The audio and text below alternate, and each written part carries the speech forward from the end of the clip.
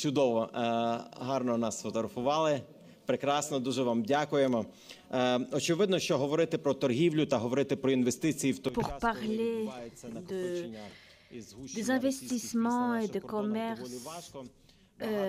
Alors qu'on parle dans le contexte de présence militaire russe, c'est très difficile. Il y a beaucoup de grands investisseurs qui ont peut-être mis en attente leurs investissements parce que c'est maintenant un autre enjeu, des investissements à haut risque. Ça a mis en péril aussi le fonds le marché des obligations étatiques et ça limite la possibilité du gouvernement d'emprunter. Donc, évidemment, l'Ukraine a besoin aujourd'hui d'aide économique et macro-financière et c'était très important que dans le contexte de la visite du président français, cette ligne de crédit qui a été ouverte pour 200 millions et 1 milliard de garanties pour les emprunts. Et c'est très important également de souligner dans ce contexte la signature de contrats entre Alstom et Укрзалізниця pour les 130 locomotives. Et c'est dans ce contexte que je voudrais me pencher sur donc, nos relations bilatérales. Et surtout franchement, parler des perspectives. Dans notre panel, il y a beaucoup de personnalités avec des profils très intéressants comme Olga Trofimtseva, ambassadeur du Conseil d'exportateurs et d'investisseurs, le Conseil de Kiev. Par le passé, Olga a été vice-ministre de la politique agricole. Il y a aussi Bertrand Barnier, qui est partenaire de Jean Tête. Il y a aussi Alexandra Vassilenko, le conseiller économique au sein du ministère des Affaires étrangères d'Ukraine. Il y a aussi Dominique Menu, qui représente la plateforme de business qui est orientée vers l'export.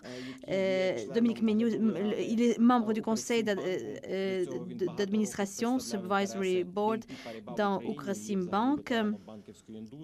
Il est un des vétérans de l'industrie des banques. Il y a Dmytro Los parmi nous, le représentant de l'association Ukrainian Business. Et je vous rappelle nos règles, 7 minutes par speaker. Je serai aussi très stricte en tant que modérateur. Si vous avez des questions, je vous prie de les garder pour la fin du panel. Et maintenant, je passe la parole à Olga Trofimtseva. Elle va parler en ligne.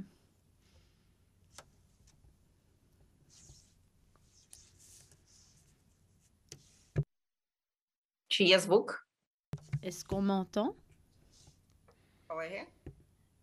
Est-ce qu'on m'entend? Звук є. Так, звук є. Відео з мого боку, начебто, також камера увімкнута, тому... Je ne sais pas si vous pouvez me voir. Moi, j'ai allumé ma caméra. Mais pour ne pas perdre du temps de réglage, je vais commencer mon intervention. Je remercie le Centre Nouvelle Europe et l'IFRI pour l'organisation de ce colloque très intéressant. Je souscris entièrement à ce qu'a dit le modérateur. C'est difficile de parler sereinement des contextes des échanges commerciaux alors qu'il y a un contexte si tendu sur le plan de situation sécuritaire et militaire. Mais on va quand même essayer de le faire. Et c'est un enjeu pour moi, d'autant plus que je ne suis pas parmi vous, mais je suis en distanciel.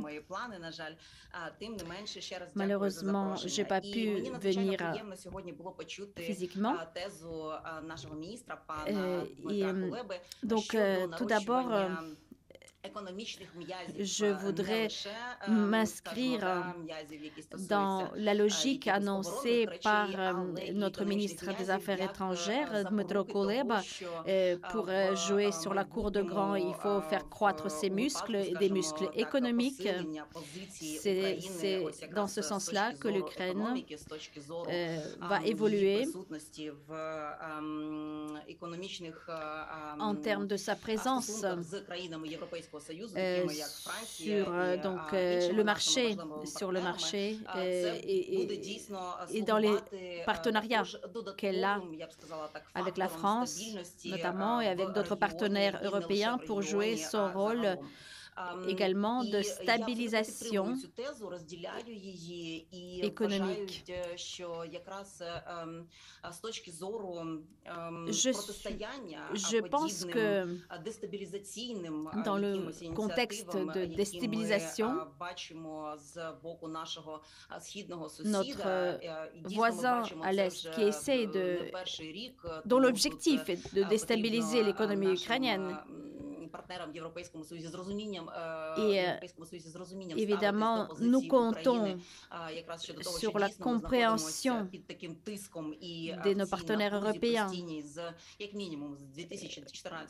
En fait, il faut se mettre à notre place. Comment on peut évoluer, comment on peut agir dans le contexte d'une telle tension. Mais on voit que le processus d'intégration européenne, qui sont vraiment maintenant pris de l'ampleur, de l'épaisseur depuis 2016, depuis 2017, et maintenant l'année dernière a été particulièrement résultative en termes d'harmonisation, en termes d'avancée des réformes et aussi d'harmonisation sur la voie d'intégration européenne. Et je vais également dans le même sens que le ministre des Affaires étrangères concernant les perspectives pour l'Ukraine. Il a parlé de perspectives nébuleuses, un peu floues, et bien auparavant, et que maintenant, ces perspectives sont plus nettes grâce à la nouvelle posture de la France, la nouvelle posture de l'Allemagne et cette volonté de venir en aide à l'Ukraine du point de vue macroéconomique. Et grâce à cette aide, on peut dire que l'Ukraine a prouvé sa viabilité et même, voire même certaines prouesses quand il s'agit du secteur IT, secteur bancaire, d'autres secteurs qui sont très, très, très prometteurs et l'Ukraine a pu démontrer ses capacités d'évoluer très, très, très vite. Dans le commerce, dans l'échange bilatéral entre la France et l'Ukraine, au cours de 6 dernières années, ou plus précisément 5 dernières années, si on arrête le compteur en décembre 2021, on voit que ce chiffre d'affaires ne cesse de croître, même si le solde du commerce est négatif pour l'Ukraine, c'est-à-dire que la France exporte plus vers l'Ukraine que l'Ukraine.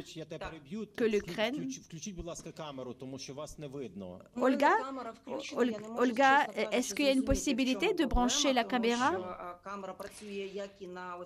C'est un problème un peu insoluble parce que la caméra est branchée.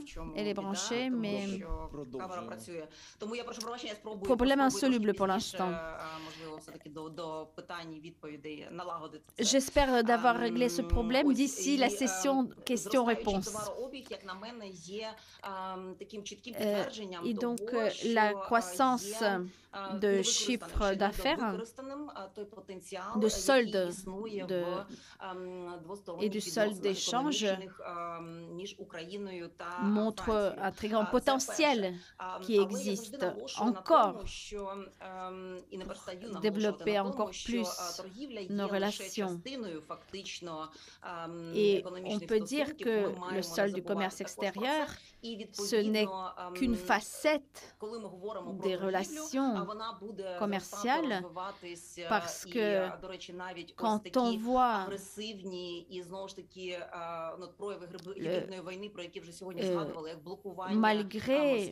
malgré toutes ces difficultés qui existent aujourd'hui pour les échanges commerciaux, comme on voit dans le contexte de blocus partiel ou complet de mer d'Azov et mer Noire, malgré ces influences néfastes, l'Ukraine ne peut que tirer un avantage d'une intégration plus poussée, plus en profondeur dans le marché unique de l'Union européenne. Et je voudrais parler un peu plus en détail de la situation qu'on observe en temps réel, de ce qui se passe aujourd'hui à cause des manœuvres militaires dans la mer Noire. Qu'est-ce qui se passe avec ce blocus? Donc, dans cette situation actuelle de blocus et des manœuvres qui vont avoir un impact sur les ports maritimes de mer Noire et de mer d'Azov, qui aujourd'hui assurent près de 60% de nos exportations vers toutes les régions du monde. Et ici, je voudrais insister sur la thèse que nous répétons souvent et que peut-être ça commence à perdre un petit peu de son acuité, mais je voudrais nous faire revenir tous vers la réalité en disant que l'Ukraine, en effet, est un pays, une part très importante de la sécurité alimentaire de la région européenne, mais aussi dans le monde. Par conséquent, n'importe quelle action destructive de notre voisin de l'Est en mer ou partout ailleurs, les blocus des voies d'exportation, des voies commerciales, de soit en air, en mer ou par terre, n'aura pas d'impact que sur l'Ukraine, parce que l'Ukraine est déjà suffisamment impliquée dans les réseaux de production mondiaux, notamment en matière alimentaire. Donc tout cela aura, et j'espère que nos partenaires commerciaux et la France en partie, qui occupe toujours, donc fait partie des 5 premiers partenaires commerciaux de l'Ukraine au sein de l'Union européenne. J'espère que la France aura un regard plus attentif à ce qui se passe, et je soutiens mes collègues qui disent qu'il faut avoir des actions d'anticipation, donc utiliser les instruments et les mécanismes qui vont donner la possibilité d'agir par anticipation dans ces situations qui se sont créées.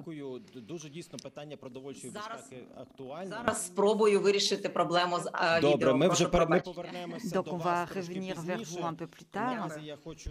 Pour l'instant, je voudrais donner la parole à M. Barbier. Bertrand, racontez-nous, s'il vous plaît, quels sont les intérêts français en Ukraine, quelles sont les sociétés qui travaillent, dans quel secteur, et qu'est-ce qui les inquiète, qu'est-ce qui les intéresse? Pardon, merci. J'avais préparé quelques slides de présentation. Je ne sais pas si on peut les voir à l'écran.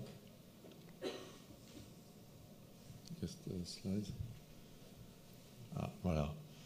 Donc je représente aujourd'hui la CCFU, qui est la Chambre de commerce franco-ukrainienne.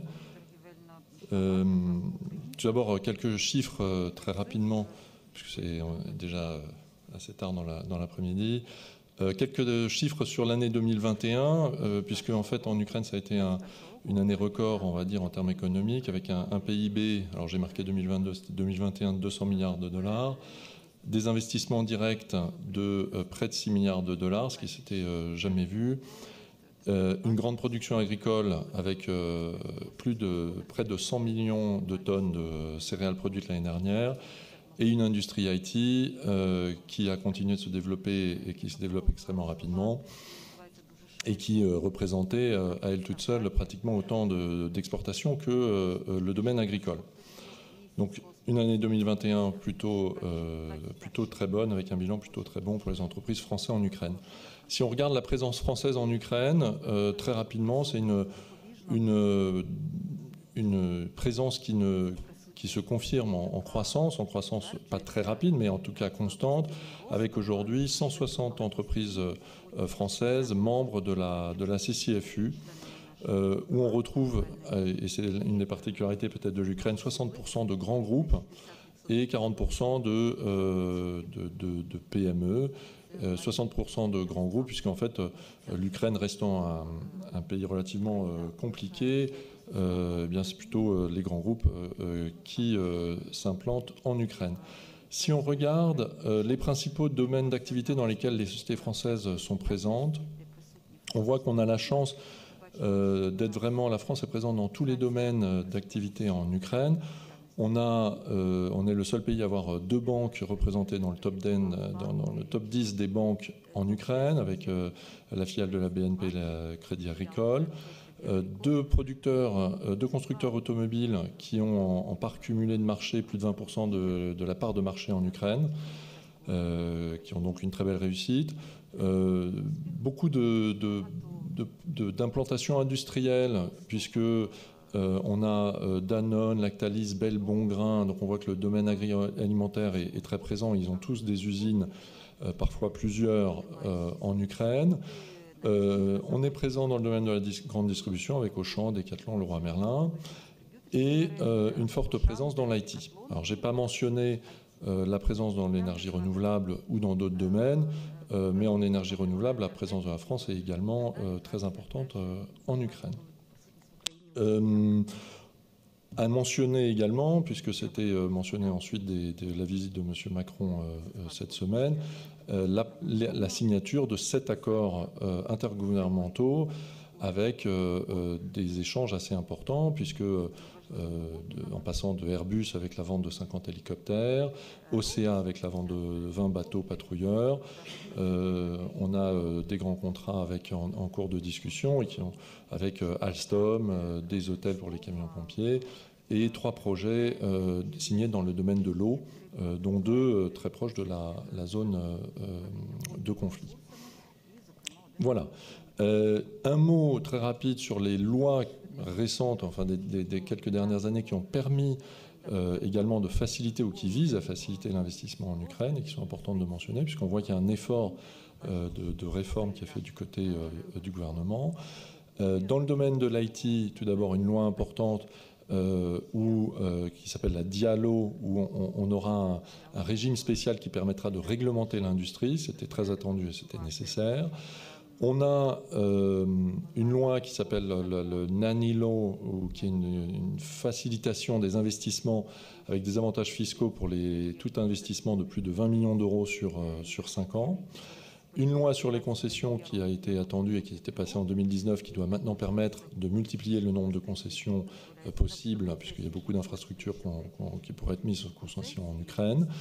Et une loi sur les terres agricoles, puisque après 20 ans de moratorium sur les terres agricoles, donc d'interdiction d'acheter et vendre les terres agricoles, depuis l'année dernière, les Ukrainiens ont la possibilité d'acheter des terres agricoles. Alors à présent, c'est toute personne physique jusqu'à 100 hectares, mais à partir de 2024, ça sera augmenté et passé à 10 000 hectares. Voilà, donc ça fait quelques lois que je voulais mentionner. Je ne voulais pas être trop long sur une présentation générale. On pourra revenir sur un ensemble de points si vous avez des questions après. Voilà, donc là, le président, je suis également l'associé du cabinet Janté en Ukraine, qui est un cabinet d'avocats. Voilà, donc merci à tous pour votre attention.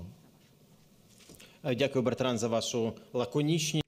Merci Bertrand pour l'exposition claire et laconique et la réponse donc sur avec une perspective. Donc je voudrais passer la parole à Alexandra Vasselenko du point de vue des défis géopolitiques auxquels est confrontée l'Ukraine dans le cadre de notre coopération bilatérale. Quels grands défis vous voyez et en même temps quelles sont les perspectives les plus importantes? Merci beaucoup de votre question. Pour ne pas répéter ce qui vient d'être dit par mes collègues, je dirais seulement que dans le contexte économique, je préfère le mot partenariat que aide. Je considère que nous avons besoin, ensemble avec la France, d'utiliser le potentiel des agences d'exportation et de crédit. Et je pense que ce potentiel, pour l'instant, n'est pas utilisé jusqu'à présent. Tous les contrats qui ont été mentionnés aujourd'hui ont été financés par le gouvernement français et donc BPI Assurance donc français qui s'est occupé de ce contrat. Je vois un grand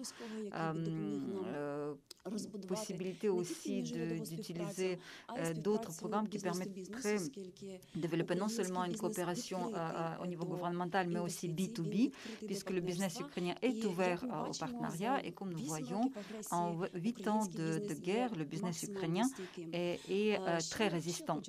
Je voudrais dire aussi que je dis toujours, pensons à ce que l'Ukraine peut vous donner à l'Union européenne et au monde. Indéniablement, l'année 2022 a été terrible pour tout le monde. Nous avons vu l'utilisation de l'énergie comme arme.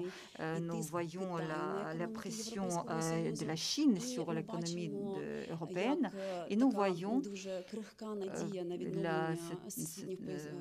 l'espoir fragile de renouvellement de production au niveau mondial a connu un nouveau contre-coup par le Micron, car la Chine a déjà fermé 4 de ses villes et beaucoup de sociétés parlent déjà des problèmes alimentaires.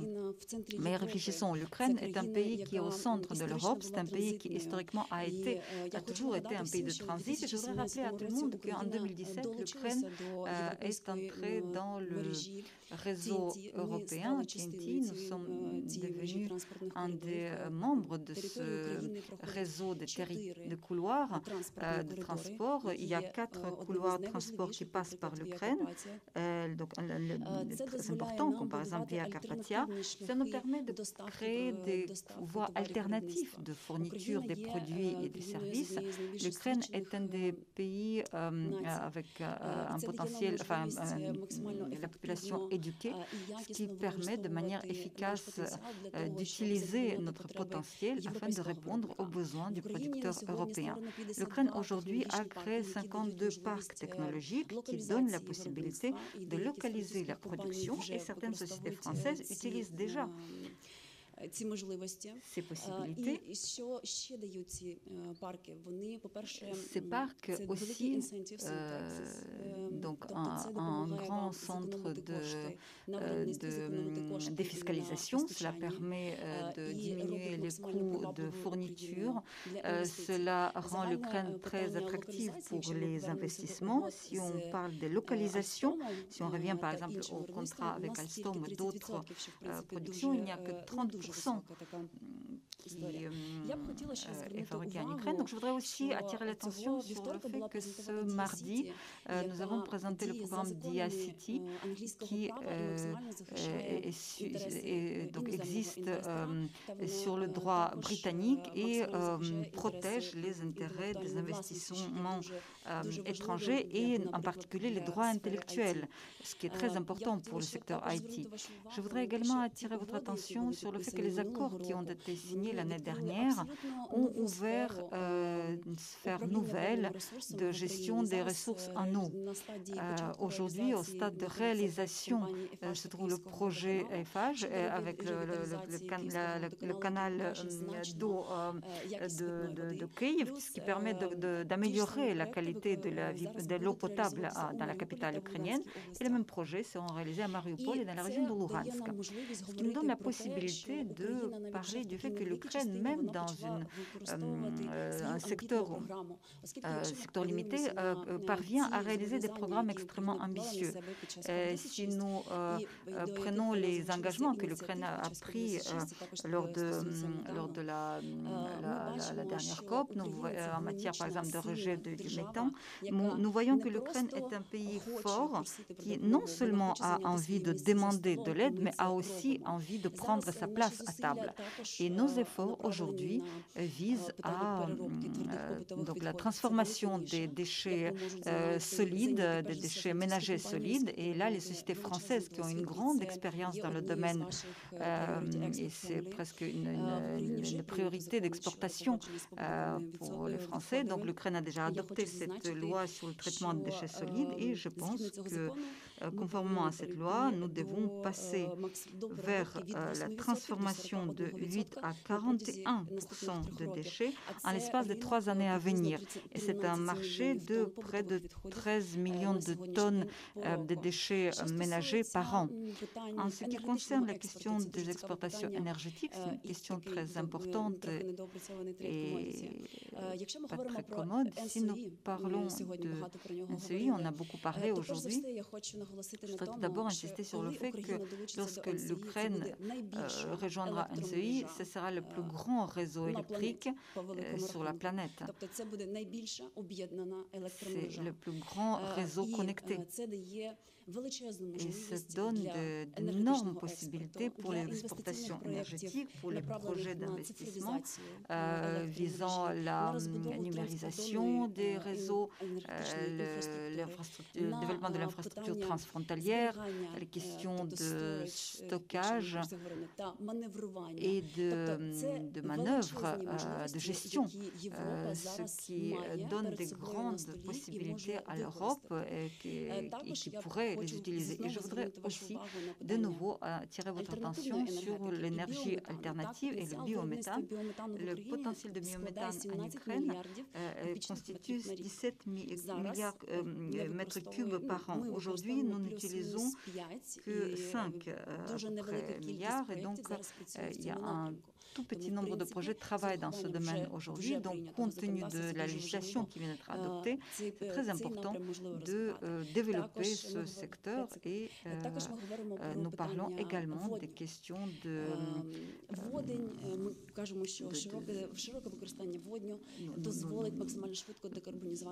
nous parlons de décarbonisation de notre économie et l'Ukraine a aujourd'hui la possibilité de produire l'hydrogène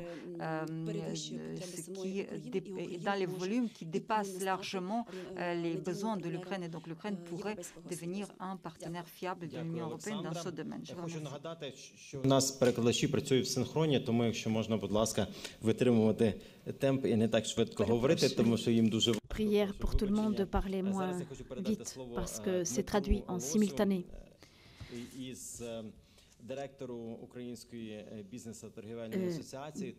Donc la parole est passée à Dmytro Loss, qui est en ligne. Il est CEO d'une association Ukrainian Business. Est-ce que vous pourrez nous parler quels sont les produits ukrainiens qui peuvent être bien positionnés sur le marché français? Quels sont les projets qui réussissent? Merci beaucoup. Désolée de ne pas être parmi vous. Merci beaucoup pour cette invitation. L'Ukraine et la France ont beaucoup de sujets en commun et beaucoup de produits sur lesquels ils peuvent coopérer. Ce sont deux pays agricoles, mais c'est erroné de les positionner en termes de concurrents.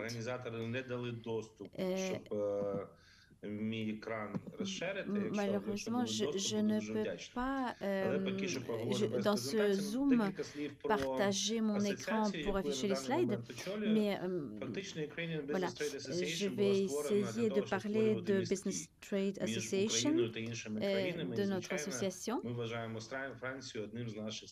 C'est pour donc développer nos liens, nos contacts, et la France pour nous est un partenaire clé. Nous, évidemment, au sein de cette association, nous sommes heureux d'accueillir les exportateurs ukrainiens, mais aussi les investisseurs étrangers.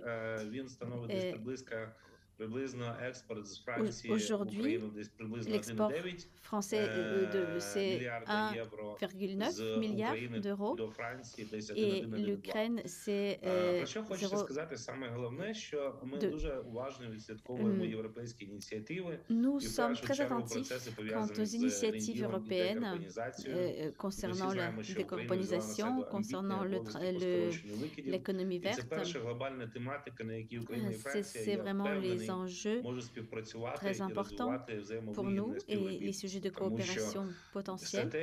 Le transit vert et aussi ce qu'on appelle le concept from farm to fork.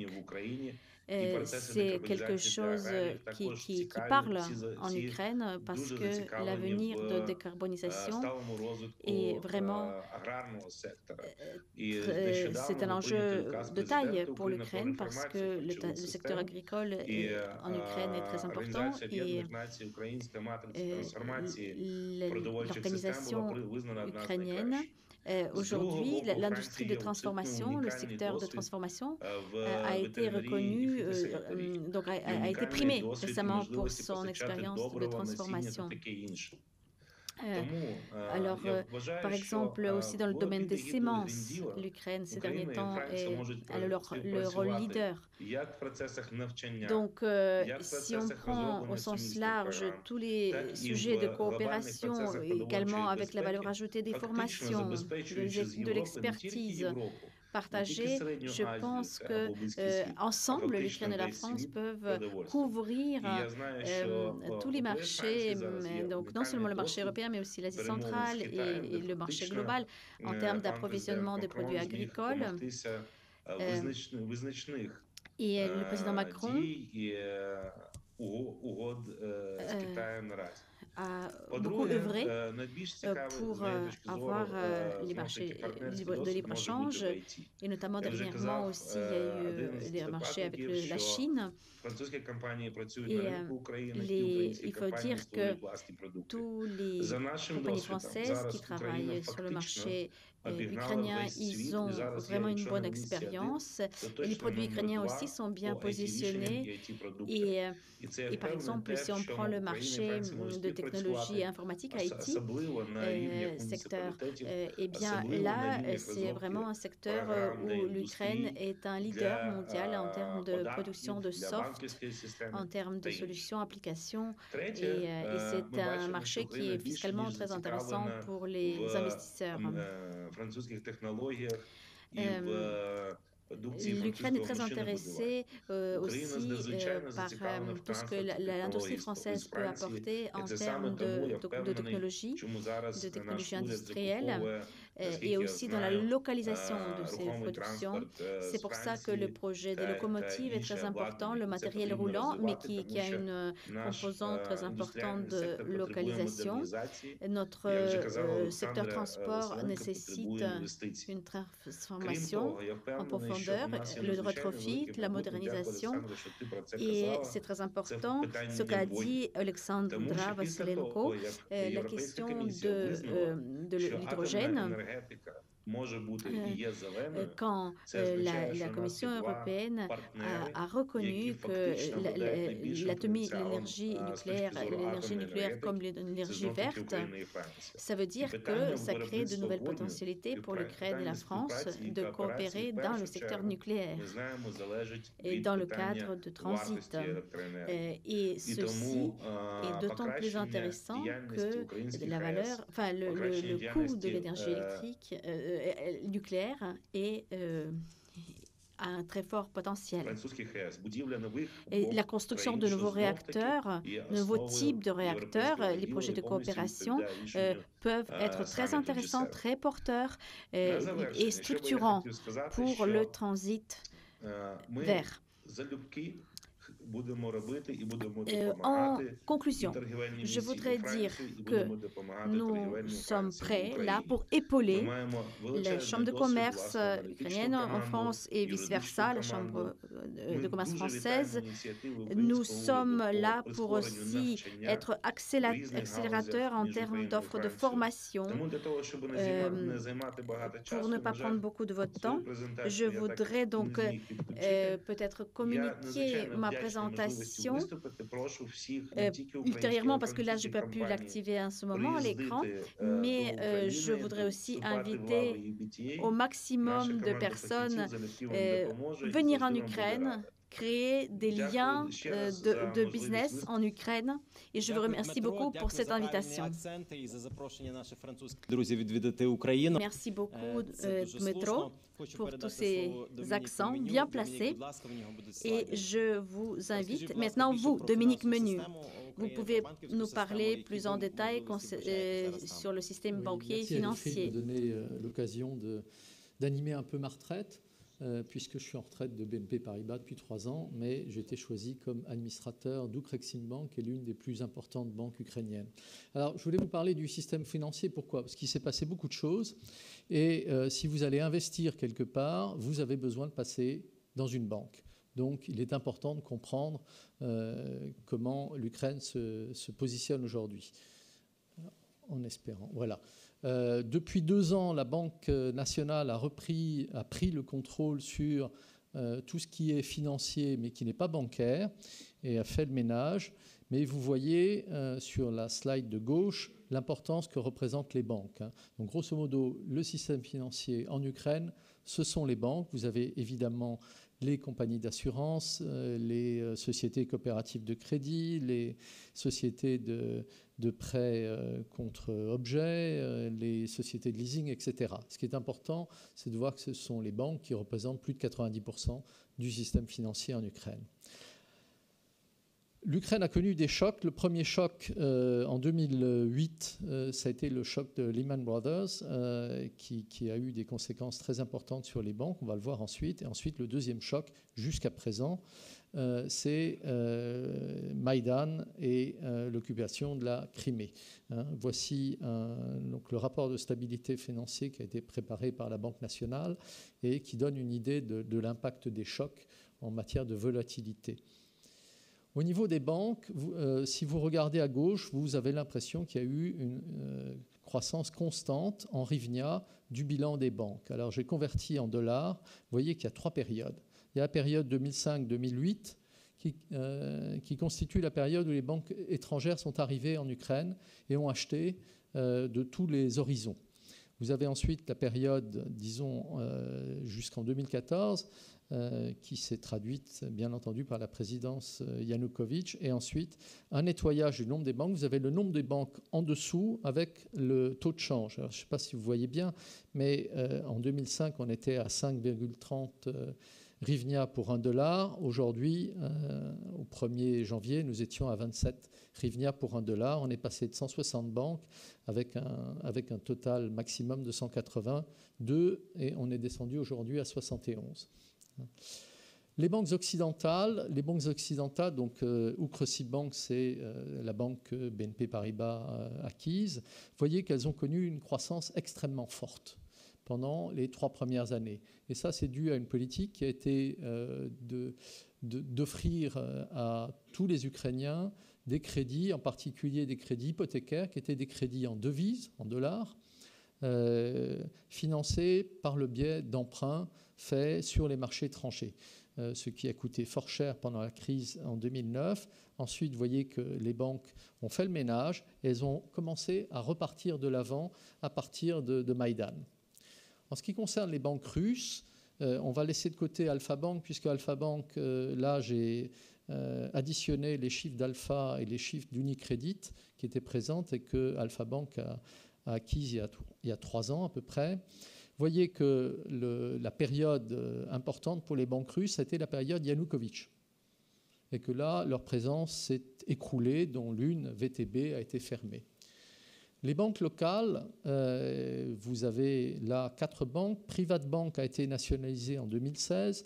Donc vous voyez qu'elle avait, à un moment, elle représentait 30% des dépôts de l'ensemble du système bancaire en Ukraine.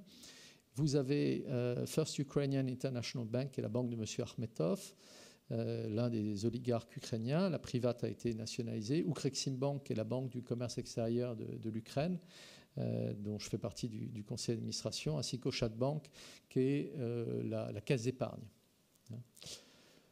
Quand on compare les 3 pays, alors c'est la dernière étude qu'avait faite Raiffeisen avec ce type de tableau. En fait, vous ne le voyez peut-être pas très bien, je suis désolé.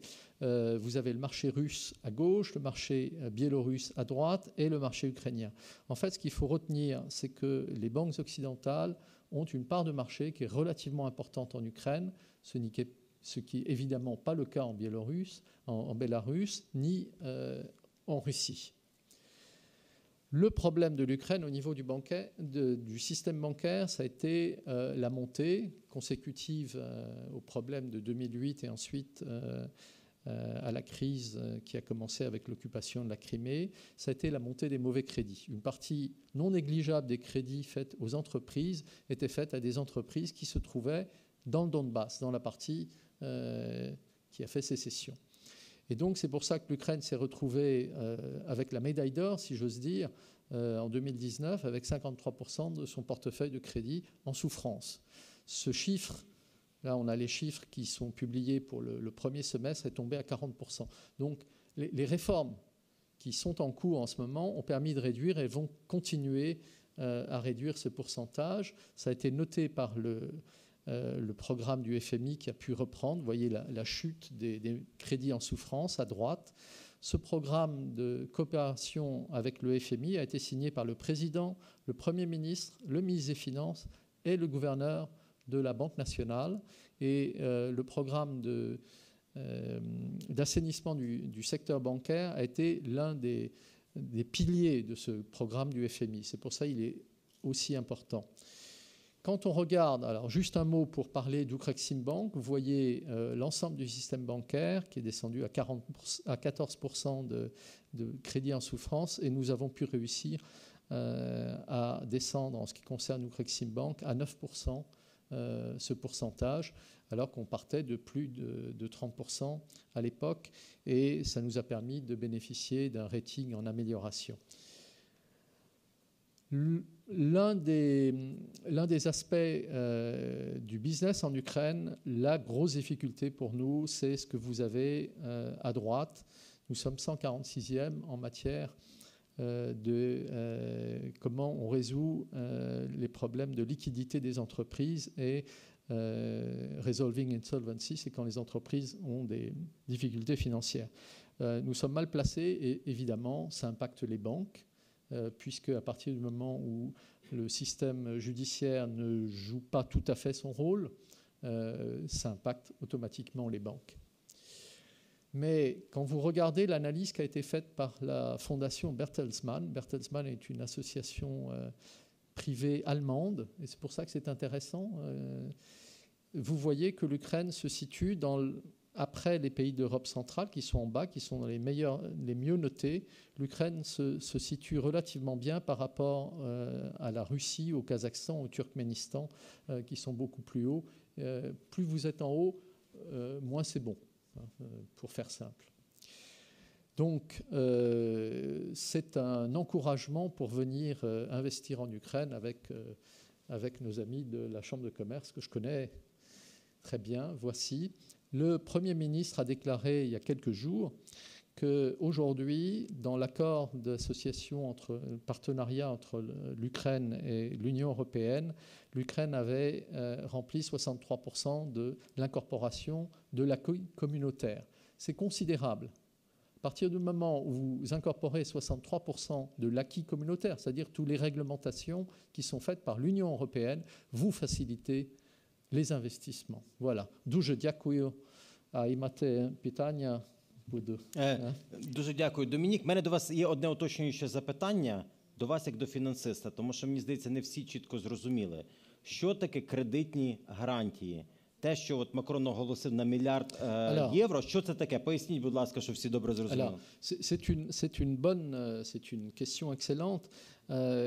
Dans le cas de l'accord qui a été signé par le président Macron, c'est un accord qui était en discussion sur les locomotives depuis plus de 10 ans. Donc j'ai eu à m'investir personnellement sur ce dossier. Le Trésor va offrir 200 millions sur le milliard 200 millions.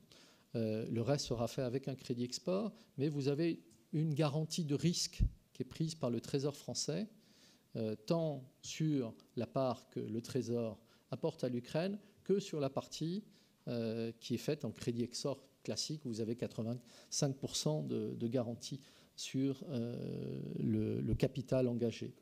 Voilà. C'est un système classique comme qu'ont tous les pays de l'OCDE. Et à ce sujet, d'ailleurs, l'Ukraine a créé une agence de crédit export. Simplement, il y a encore du travail à faire pour l'amélioration de cette loi qui a créé cette agence pour permettre à l'Ukraine de collaborer avec les autres agences de crédit export. Дякую, Домінік. Зараз я хочу надати слово всім, хто хоче Merci задати Dominique. Je запитання. voudrais donner la parole à Будь tous ласка, ceux qui veulent poser des професоре Гарань, questions. кажіть, до кого ви Donc задаєте це je питання. vous Не en забувайте, prie, що dites в à нас є qui два vous posez спікери la онлайн. question. N'oubliez pas que Пане nous avons des Михайло, speakers online. Будь ласка. Je vous en Зараз prie. піднесуть мікрофон.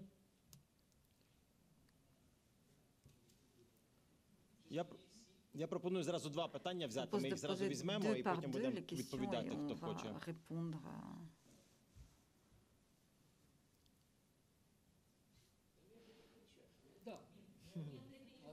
Там перекладу не буде. В нас проблеми з Sorry, we have a problem with the mic.